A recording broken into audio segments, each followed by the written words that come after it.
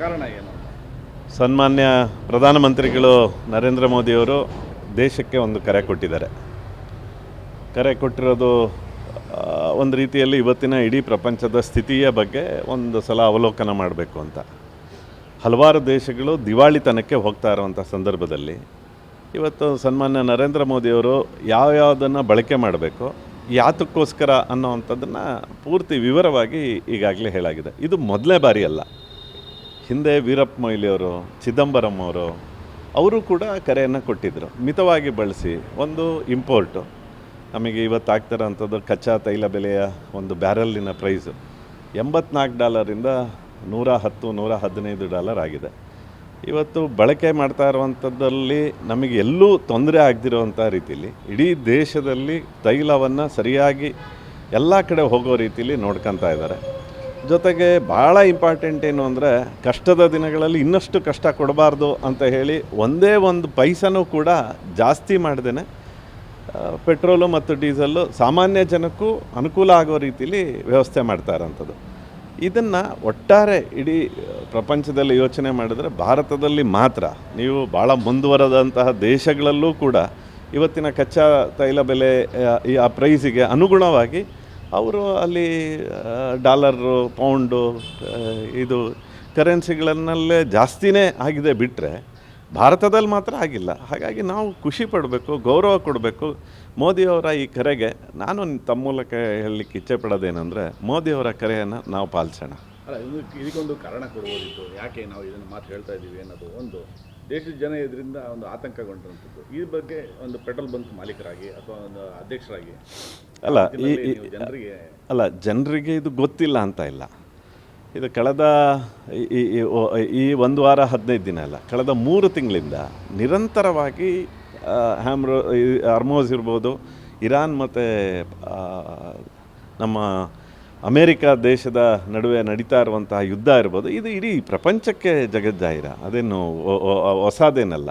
ಹಾಗಾಗಿ ಇವತ್ತಿನ ಸಂದರ್ಭಕ್ಕೆ ಅನುಗುಣವಾಗಿ ಇವತ್ತಿನ ಮುಂದಿನ ದಿನಗಳಲ್ಲಿ ಆಗುವಂತಹ ಸಮಸ್ಯೆಗಳನ್ನು ಈಗಲೇ ಅನಲೈಸ್ ಮಾಡಿ, ನಮ್ಮ ದೇಶ ಹೆಂಗಿರಬೇಕು, ನಮ್ಮ ದೇಶದ ಪ್ರಜೆ ಯಾವ ರೀತಿ ಯೋಚನೆ ಮಾಡಬೇಕು ಅನ್ನೋವಂಥದ್ದನ್ನು ಒಂದು ಕ್ಲೂ ಕೊಟ್ಟಿರೋವಂಥದ್ದನ್ನು ನಾವೆಲ್ಲರೂ ಅಕ್ಸೆಪ್ಟ್ ಮಾಡ್ಕೊಂಡಿದ್ದೀವಿ. ಇಡೀ ದೇಶ ಅಕ್ಸೆಪ್ಟ್ ಮಾಡಬೇಕು. ದೇಶ ಯಾರ ಕೈಯಲ್ಲಿದೆ ಅಂದರೆ, ಒಂದು ಸದೃಢ ರಾಷ್ಟ್ರವನ್ನು ಕಟ್ಟೋವಂಥ ಶಕ್ತಿ ಇರುವಂಥ ನಾಯಕನ ಹತ್ರ ಇದೆ. ಹಾಗಾಗಿ ಅವ್ರ ಮಾತನ್ನು ನಾವು ನಂಬಬೇಕು ಅನ್ನೋವಂಥದ್ದನ್ನು ತಮ್ಮ ಮೂಲಕ ಎಲ್ಲರಿಗೂ ಹೇಳಲಿಕ್ಕೆ ಇಚ್ಛಪಡ್ತೀನಿ. ಈ ಹೇಳಿಕೆ ಎಲ್ಲ ಒಂದು ಕಡೆ ಕ್ರಿಟಿಸಿಸಮ್ ಆಗ್ತಾ ಇದೆ.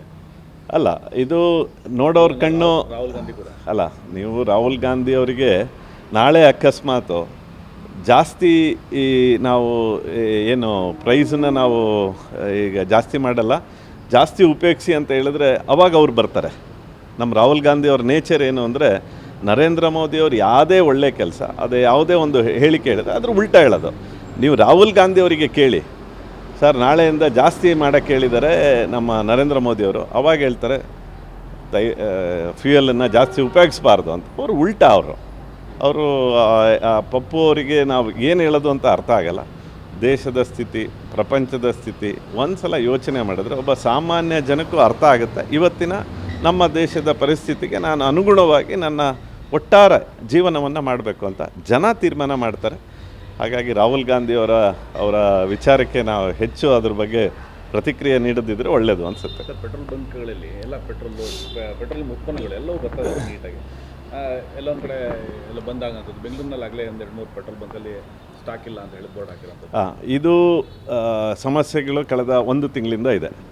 ಒಂದು ಏನಿತ್ತು ಅಂದರೆ, ನಮ್ಮ ದೇಶದಲ್ಲಿರುವಂಥ ಪ್ರಮುಖವಾಗಿ ಇಂಡಿಯನ್ ಆಯಿಲ್ ಕಾರ್ಪೊರೇಷನ್ನು, BPCL ಮತ್ತು HPCL, ಭಾರತ್ ಪೆಟ್ರೋಲಿಯಂ ಮತ್ತು ಹಿಂದೂಸ್ತಾನ್ ಪೆಟ್ರೋಲಿಯಂ, ಈ 3 ನಮ್ಮ PSUಗಳು, ಪಬ್ಲಿಕ್ ಸೆಕ್ಟರ್ ಯೂನಿಟ್ಗಳು.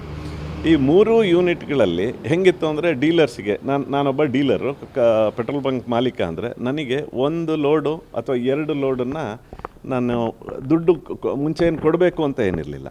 ಮುಂಚೆ ಕೊಡಬೇಕು ಅಂತ ಇಲ್ಲ, ನಮಗೊಂದು ಕ್ರೆಡಿಟ್ ರೂಪದಲ್ಲಿ ನಮ್ಮ ಅವರ ಅಂಡರ್ಸ್ಟ್ಯಾಂಡಿಂಗಲ್ಲಿ ಕೊಡೋರು. ಮತ್ತು ಮಂತ್ ಎಂಡ್ಗಳಲ್ಲಿ ಅವ್ರಿಗೊಂದು ಟಾರ್ಗೆಟ್ ಇರೋದು. ಲಾಸ್ಟ್ ಇಯರ್ ನಾವು ಇಷ್ಟು ಲೀಟರ್ಸನ್ನು ಕೊಟ್ಟಿದ್ವಿ, ಜಾಸ್ತಿ ಮಾಡಬೇಕು ಅಂತ ಇತ್ತು. ಈಗೇನಾಯಿತು ಅಂದರೆ, ನಾವೆಲ್ಲ ಅದಕ್ಕೆಲ್ಲ ಅಡಿಕ್ಟ್ ಆಗಿಬಿಟ್ಟಿದ್ವಿ. ನಾವೆಲ್ಲ ಪೆಟ್ರೋಲ್ ಬಂಕ್ ಮಾಲೀಕರು, ನಮಗೆ ಸಾಲ ಕೊಡೋರು. ಸೊ ನಾವು ತರಿಸ್ಕೊತಾ ಇದ್ವಿ, ಸ್ಟಾಕ್ ಇಟ್ಕೊತಾ ಇದ್ವಿ, ಕೊಡ್ತಾಯಿದ್ವಿ. ಇದು ಈ ಎಲ್ಲ ಕಾರಣಗಳಿಂದ ಇವತ್ತು ಪ್ರಪಂಚದ ಸ್ಥಿತಿ, ಇವತ್ತಿನ ನಮ್ಮ ತೈಲ ಬೆಲೆ, ಅದರಿಂದ ಒಂದಷ್ಟು ರಿಸ್ಟ್ರಿಕ್ಷನ್ ಸ್ವಾಭಾವಿಕವಾಗಿ ಹಾಕಿದ್ದಾರೆ. ಅವ್ರದ್ದೇನು ಅಂದರೆ, ನೀವು ಲೋಡಿಗೆ ಮುಂಚೆನೇ ದುಡ್ಡನ್ನು ಕಳಿಸಿ, ನಾವು ಆಮೇಲೆ ಲೋಡ್ ಕೊಡ್ತೀವಿ. ಈಗೇನೆಂದರೆ, ನನಗಿರುವಂಥ ಸೇಲ್ಸಿಗೆ ನಾನೊಂದು 3 ಲೋಡಷ್ಟು ನನಗೆ ಸಾಲ ಕೊಡ್ತಾಯಿದ್ರೆ 60 ಲಕ್ಷ, ನಾನು 60 ಲಕ್ಷ ಫಸ್ಟ್ ತೀರಿಸ್ಬೇಕು, ನಾಳೆ ಮತ್ತೆ ಲೋಡಿಗೆ ಇನ್ನು 20 ಲಕ್ಷ, ಅಂದರೆ 80 ಲಕ್ಷ ನಾನು ಕೂಡಿಸೋವಂಥದ್ದು ಸ್ವಲ್ಪ ಡೀಲರ್ಸಿಗೆ ಏರುಪೇರು. ಮತ್ತು ಇವತ್ತಿನ ಬ್ಯಾಂಕಿಂಗ್ ಇದರೊಳಗಡೆ ತಕ್ಷಣ ನಮಗೆ ಸಾಲ ಸಿಗೋದಿಲ್ಲ. ಆ ಕಾರಣದಿಂದ ಬಂಕ್ಗಳಲ್ಲೂ ಒಂದಷ್ಟು ಡ್ರೈ ಆಗಿದೆ. ಬಿಟ್ಟರೆ ಸರ್ಕಾರದ ವತಿಯಿಂದ ಅಥವಾ ನಮ್ಮ PSUಗಳು ಏನಿದ್ದು ಅಲ್ಲಿಂದ ಒಂದೇ ಒಂದು ದಿವಸನೂ ನಾವು ಕೊಟ್ಟಂಥ ಟೈಮಿಗೆ, ನಾನು ಬೆಳಿಗ್ಗೆ ಲೋಡ್ ಬೇಕಿತ್ತು, ನಿನ್ನೆ ಬೆಳಿಗ್ಗೆ ದುಡ್ಡನ್ನು ನಾನು ಬ್ಯಾಂಕ್ ಸಮಯದಲ್ಲಿ ನಾನು ಕಳಿಸ್ದೆ ಅವರಿಗೆ. ಬ್ಯಾಂಕ್ ಸಮಯದಲ್ಲಿ ಆಗ್ತಿದ್ದಂಗೆ ಸಾಯಂಕಾಲ ನನಗೆ ಲೋಡ್ ಬಂತು. ದುಡ್ಡನ್ನು ಕಳಿಸಿದ್ಮೇಲೆ ಅಂದರೆ ಅವರಿಗೂ ಒಂದಷ್ಟು ರಿಸ್ಟ್ರಿಕ್ಷನ್ಸ್ ಇದೆ. ಮುಂಚಿತವಾಗಿ ಕಳಿಸ್ಬೇಕು. ಈಗ ಮುಂಚಿತವಾಗಿ ಕಳಿಸ್ಬೇಕು ನನ್ನ ಲೋಡಿಗೆ.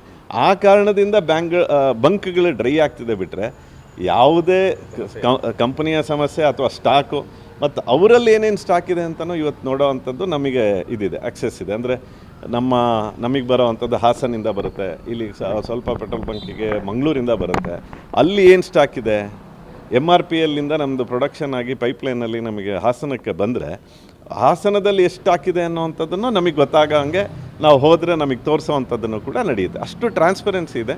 ಹಾಗಾಗಿ ಯಾವುದೇ ಕಾರಣಕ್ಕೂ ಸರ್ಕಾರದ ಎಲ್ಲೂ ನಮಗೆ ಸ್ಟಾಕ್ ಇಲ್ಲ, ನಾವು ಸೇಲ್ಸ್ ಕಡಿಮೆ ಮಾಡಿ ಅಂತ ಹೇಳ್ತಿಲ್ಲ. ರಿಸ್ಟ್ರಿಕ್ಷನ್ಸ್ ಮಾಡ್ತಾ ಇದ್ದಾರೆ. ಸುಮ್ಮನೆ ಇದು ಪ್ಯಾನಿಕ್ ಬೈಯಿಂಗ್ ಆಗ್ತಾಯಿದೆ. ಬೇಡದಿದ್ದವರು ಸುಮ್ಮನೆ ಬೈ ಮಾಡಿ ಹಿಡ್ಕೊತಾ ಇದ್ದಾರೆ. ಬೇಡದಿದ್ದವರು ಅಂದರೆ ನಾಳೆ ರೇಟ್ ಜಾಸ್ತಿ ಆಗುತ್ತೆ ಅಂತ ಕಳೆದ 4ನೇ ತಾರೀಕಿಂದ ಪ್ರತಿದಿನ ಈ ಸ್ಟಾಕು ಯಾರ್ಯಾರು ಬೇಕು ಅಂತ ಹೋಲ್ಡ್ ಮಾಡ್ತಾ ಇದ್ದಾರೆ. ಪೆಟ್ರೋಲ್ ಬಂಕ್ ಅವರಲ್ಲ, ಬೇರೆಯವರು ನಾಳೆ ಜಾಸ್ತಿ ಆಗುತ್ತೆ, ಎಲೆಕ್ಷನ್ ಮುಗೀತು, ರಿಸಲ್ಟ್ ಮುಗೀತು ಅಂತ ಅನ್ಕೊತಾ ಇದ್ದಾರೆ. ಅವ್ರಿಗೆ ಭ್ರಮ ನಿರಸನ ಆಗಿದೆ. ಹಾಗಾಗಿ ಯಾವುದೇ ಕಾರಣಕ್ಕೂ ಸರ್ಕಾರ ಗಟ್ಟಿಯಾಗಿದೆ, ಇದನ್ನು ಕಂಟ್ರೋಲ್ ಮಾಡುತ್ತೆ. ಜನನೂ ಕೂಡ ಅದೇ ರೀತಿ ಸ್ಪಂದಿಸ್ತಾರೆ. ಶಿವಮೊಗ್ಗ ಜಿಲ್ಲೆಯಲ್ಲಿ ಎಷ್ಟು ಬಂಕ್ಗಳಿದ್ದಾವೆ? ಎಲ್ಲರಿಗೂ ಸರಿಯಾಗಿ ಪೂರೈಕೆ ಆಗ್ತಾ ಇದೆ? ನಮ್ಮದು PSUಗಳಲ್ಲಿ 123 ಬಂಕ್ ಇದೆ. ಎಲ್ಲೂ ಏನೂ ಸಮಸ್ಯೆ ಕಾಣ್ತಿಲ್ಲ. ಈ ಥರದ್ದು ನಾನು ಹೇಳಿದಂಥ ಸಮಸ್ಯೆಗಳಿಗೆ 1-2 ಬಂಕ್ಗಳಲ್ಲಿ ಆಗಿದೆ. ಅದನ್ನು ಪೂರೈಸುವಂಥದ್ದನ್ನು ಆಗುತ್ತೆ. ನಮ್ಮ ಅಧಿಕಾರಿಗಳು, ನಮ್ಮ ಕಂಪ್ನಿಯ ಅಧಿಕಾರಿಗಳು ತುಂಬ ಚೆನ್ನಾಗಿ ಕೋಆರ್ಡಿನೇಟ್ ಮಾಡ್ತಾ ಇದ್ದಾರೆ. ಅಕಸ್ಮಾತ್ ನನ್ನ ಪೆಟ್ರೋಲ್ ಬಂಕಿಗೆ ನಾನು ದುಡ್ಡು ಕಟ್ಟದೆ ಕಾರಣಕ್ಕೆ ನಂದೇನಾರ ಡ್ರೈ ಆಗೋವಂಥ ಸ್ಟೇಜಲ್ಲಿದ್ದರೆ ತಕ್ಷಣ ಇನ್ನೊಂದು ಪೆಟ್ರೋಲ್ ಬಂಕಿಗೆ ಅವರಿಗೆ ರಿಕ್ವೆಸ್ಟ್ ಮಾಡಿ, ಎಲ್ಲೂ ಆ ಥರ ಜನ ಪ್ಯಾನಿಕ್ ಆಗಬಾರ್ದು. ನೀವು ಶಿವಮೊಗ್ಗ ಜಿಲ್ಲೆಯಲ್ಲಂತೂ ನೀವು ನೋಡಿರ್ಬೋದು, ಎಲ್ಲೋ 1-2 ಪೆಟ್ರೋಲ್ ಬಂಕ್ಗಳಿರುತ್ತೆ, ಅಲ್ಲೊಂದಷ್ಟು ಸಮಸ್ಯೆ. ಬಿಟ್ಟರೆ ಎಲ್ಲೆಲ್ಲಿದೆ ಅಲ್ಲೆಲ್ಲೂ ಪ್ಯಾನಿಕ್ಕಾಗಿ ಜನ ಕ್ಯೂ ನಿಂತು ಪೆಟ್ರೋಲನ್ನು ತೊಗೊಂಡಿದ್ದಾರೆ ಅಂತ ಉದಾಹರಣೆಗಳು ಶಿವಮೊಗ್ಗದಲ್ಲಿ ಕಾಣ್ತಿಲ್ಲ. ನಾನು ಎಲ್ಲೂ ಏನೋ ಸಮಸ್ಯೆ ಇಲ್ಲ.